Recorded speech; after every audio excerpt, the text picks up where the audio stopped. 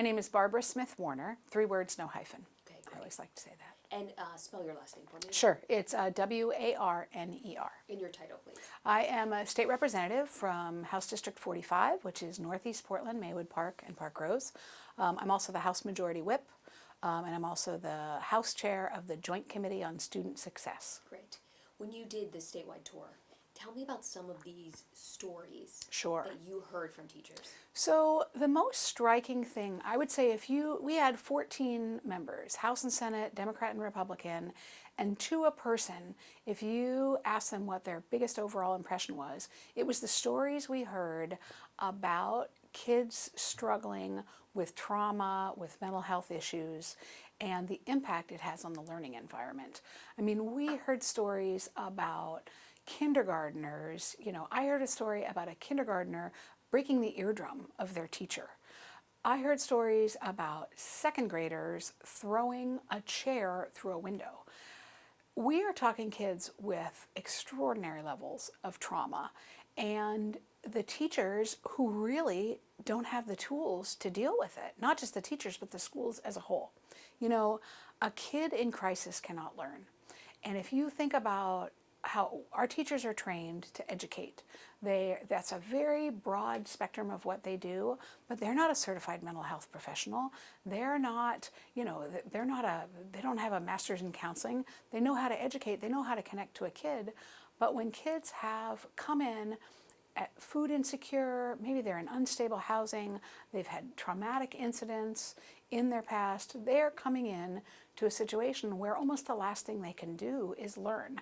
And yet you have teachers who are being asked to teach these kids and really kind of manage a classroom where you have these kids just having just living through and experiencing this trauma. And then the other kids can't learn.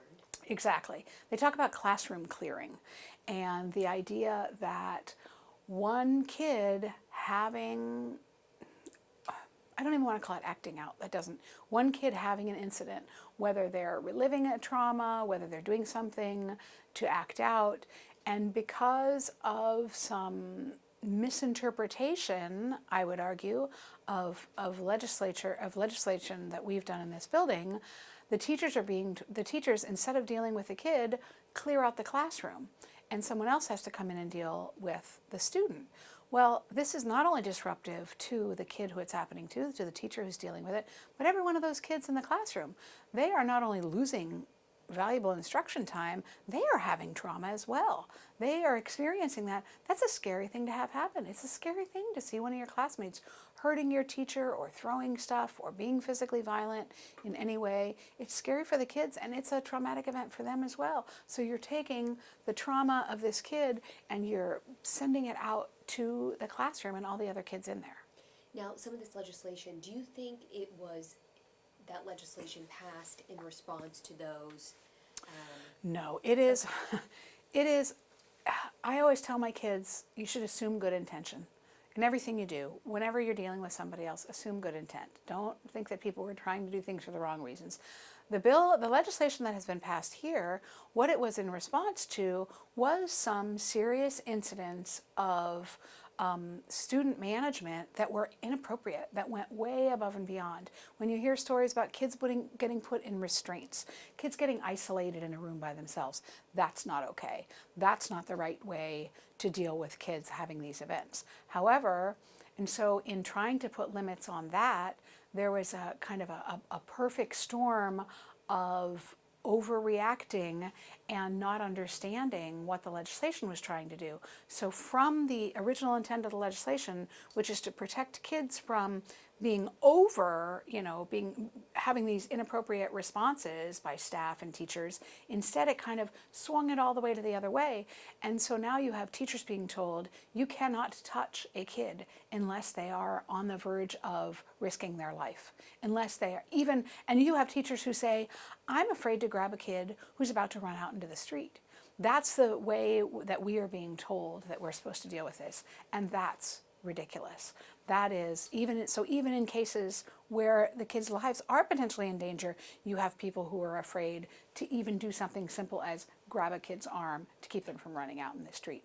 So what we need to get back to is we need to get back to a reasonable place where a teacher can help to manage a child or a student who is having an incident in a way that they can de-escalate. Teachers get a lot of de-escalation training. I would argue that they should only get more because of what they're experiencing. But the idea is to let's get back to a reasonable middle where nobody wants restraints. Nobody wants a kid to get, wrapped in a rope and put in a room.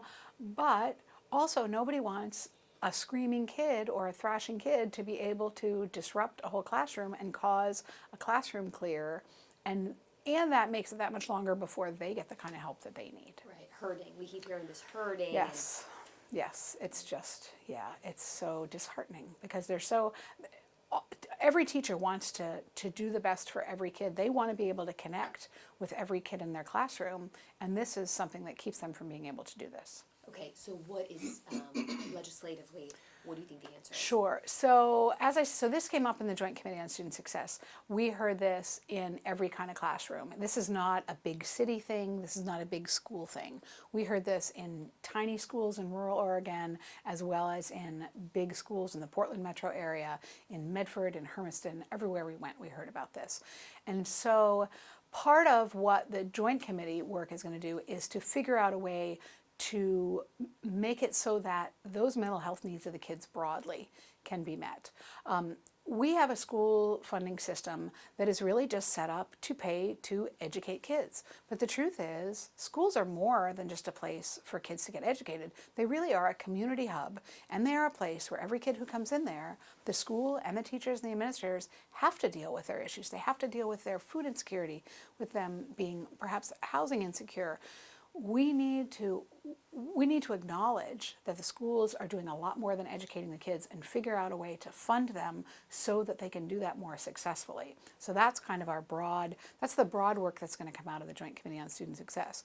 There's also specific legislation that is being introduced by Representative Brian Clem from Salem and a number of co-sponsors. He's going to have, I believe, dozens of co-sponsors on the House and probably on the Senate side as well. Okay. And that is a bill that is going to specifically deal with the ability of teachers to interact with those kids. Great. Are you going to support it?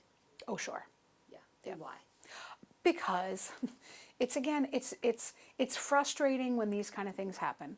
We pass legislation to respond to a problem, and in responding to that problem, we inadvertently create another problem. And so let's get the pendulum back to a good place where you can have a balance between kids having their rights to control their own bodies and teachers and administrators having the right to help that kid and to do everything they can to de-escalate with that kid and to keep that kid's trauma from radiating out into every other kid in the classroom.